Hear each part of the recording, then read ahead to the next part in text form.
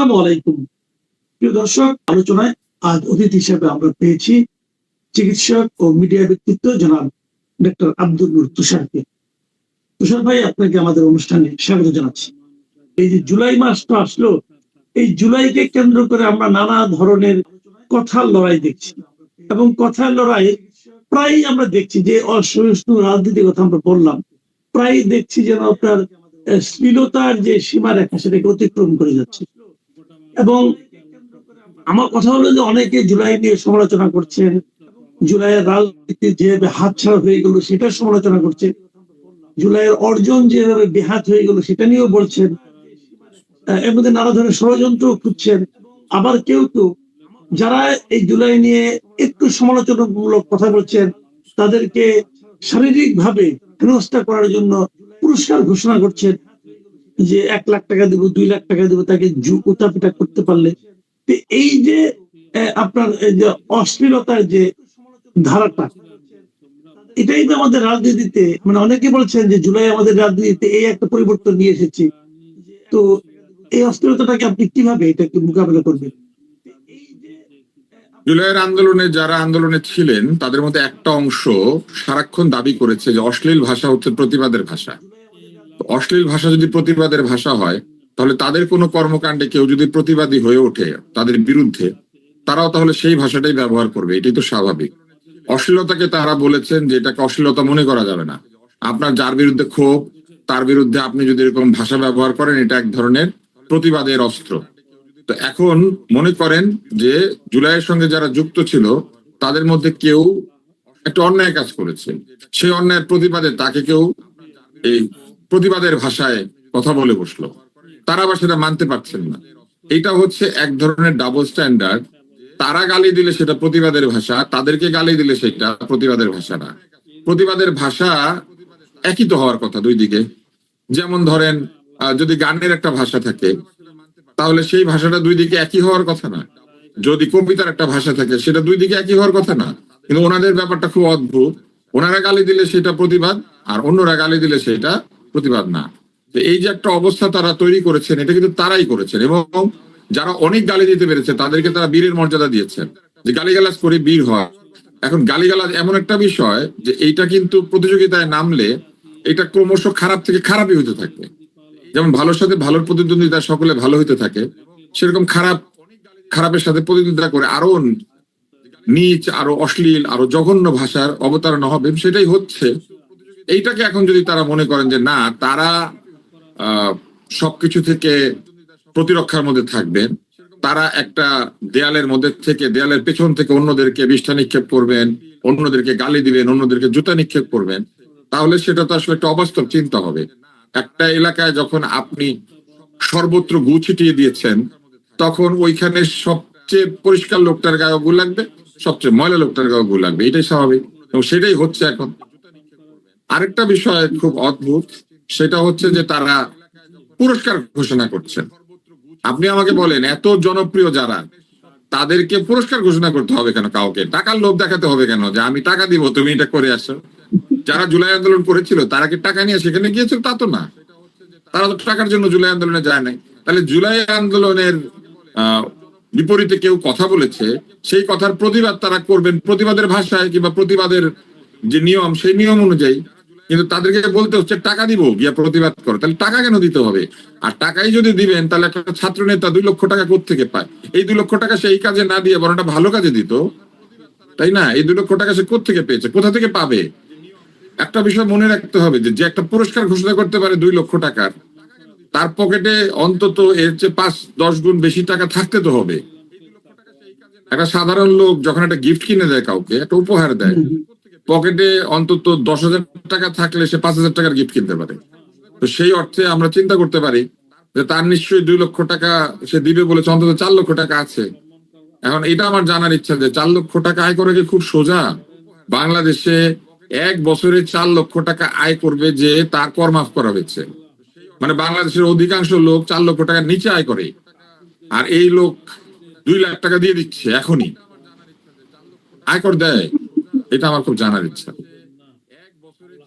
আমরা একটু অন্য প্রসঙ্গে যাই। নাকি বাপের টাকা দিচ্ছে?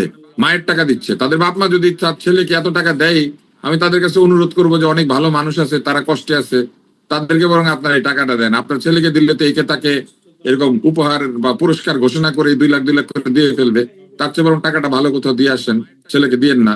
আর ছেলে যদি এত টাকা আয় করে তাহলে অবশ্যই আমরা ধরে নিচ্ছি সে প্রচুর আয় করে, কারণ কোন এক মাসে সে 2 লাখ টাকা দিয়ে ফেলতে পারলে বছরে অন্তত তার করযোগ্য আয় আছে। জি, আমরা একটু অন্য একটা প্রসঙ্গে যাচ্ছি। গত 2 দিন ধরে আমরা দেখছি যে সারা দেশে একটা বিষয় নিয়ে আলোচনা হচ্ছে, সেটা হলো যে যুক্তরাষ্ট্রের স্বাধীনতা দিবস উদযাপন, এবং সেটা জাতীয় সংসদের দক্ষিণ প্লাজায় বেশ জাঁকজমকের সঙ্গে উদযাপিত হয়েছে। এটা নিয়ে আমি বিস্তারিত আর বলি না, আপনি সবই জানেন। এই বিষয়টাকে আপনি আসলে কিভাবে দেখছেন? আমি শুধু এতটুকুই বলবো, স্ট্যাটেন আইল্যান্ড বলে একটা জায়গা আছে নিউ ইয়র্কে, ওখানে স্ট্যাচু অফ লিবার্টি আছে, ওটার নিচে দাঁড়ায় আপনি বাংলাদেশের কোন অনুষ্ঠান করতে পারবেন? ওটা কিন্তু ওদের সংসদ না, কিচ্ছু না। ওইটার নিচে দাঁড়িয়ে আপনি এই ধরনের একটা অনুষ্ঠান করতে পারবেন, অন্য দেশের স্বাধীনতা উদযাপন করতে পারবেন? আমার মনে হয় না পারা যাবে। স্ট্যাটেন আইল্যান্ডে যেতে গেলে পারমিশন নিয়ে যেতে হয়। মাঝখানে বহুদিন স্ট্যাটেন আইল্যান্ড যাওয়া বন্ধ ছিল, স্ট্যাচু অফ লিবার্টি আছে ওইখানে। তো আমেরিকার সংসদ কিংবা আমেরিকার সিনেট, কংগ্রেস, ক্যাপিটল হিল, আমেরিকার যেটা আইনসভা যেখানে বসে, ক্যাপিটল হিলের সামনে দাঁড়িয়ে এটা পারবেন? ওয়াশিংটন মনুমেন্টের সামনে পারবেন?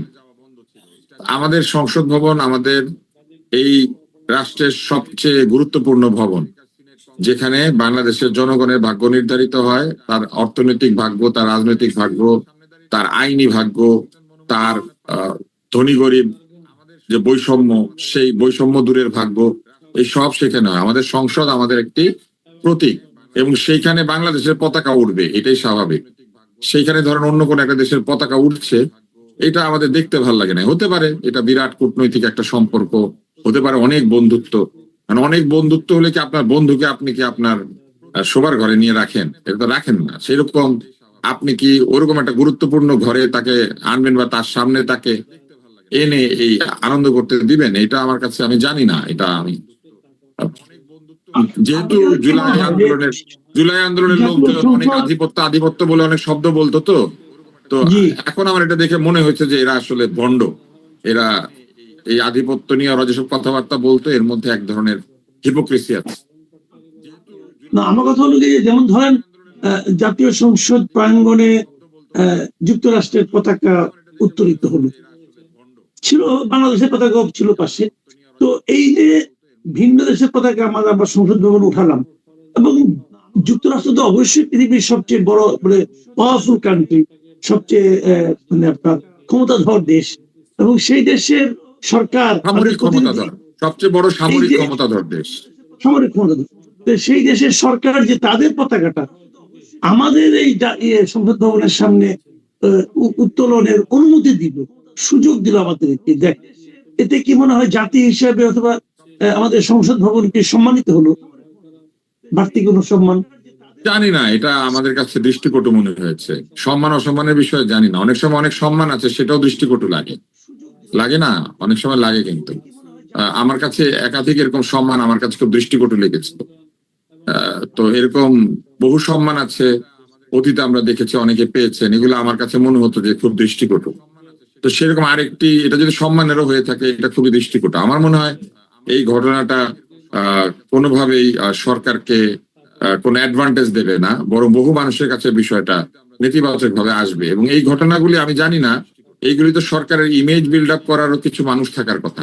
সরকারের ইমেজ নিয়ে যারা ভাববেন, কোন সিদ্ধান্তটা দিলে কি ধরনের রিয়াকশন হতে পারে, এগুলি নিয়ে চিন্তা করবেন। আমি জানি না যে এই সরকারের হয়ে কারাই চিন্তাটা করছেন। যারাই চিন্তাটা করছেন, আমার মনে হয় এটা তাদের একটা ভুল সিদ্ধান্ত ছিল, তাদের এটা করা উচিত হয় না। সংসদ ভবনে বিদেশি পতাকা ওড়ে, কখন ওড়ে? যখন সার্ক সম্মেলন হচ্ছে, যখন আন্তর্জাতিক সম্মেলন হচ্ছে, তখন সংসদ ভবনকে আপনি বিদেশি পতাকা ওড়াতে পারেন, কিন্তু সেখানে হোস্ট কে? সেখানে হোস্ট হচ্ছে আমাদের রাষ্ট্র। আমরা দাওয়াত দিয়ে এনে এটা করছি। অলিম্পিকে বিভিন্ন দেশের পতাকা একসাথে উড়ে। আপনি ফ্রান্সে অলিম্পিক হলে কি হবে? ফ্রান্সের পতাকার পাশে অন্য দেশের পতাকা উড়ে। বিশ্বকাপে উড়ে কেন? কারণ হোস্ট দাওয়াত দিয়ে এনে তাকে ওই পতাকাটা উড়িয়ে দেয়। কিন্তু এই দাওয়াতে কি হোস্ট আমাদের সরকার ছিল? আমাদের সরকারের দাওয়াতে এইটাও আয়োজিত হয়েছে। তাহলে আমি মনে করি না যে এটা ঠিক হয়েছে। হোস্ট এই সম্মানটা দিতে পারে গেস্টকে, কিন্তু গেস্ট এসে নিজে নিজে এটা উড়িয়ে দিতে পারে না, এটা আমি মনে করি না যেটা ঠিক।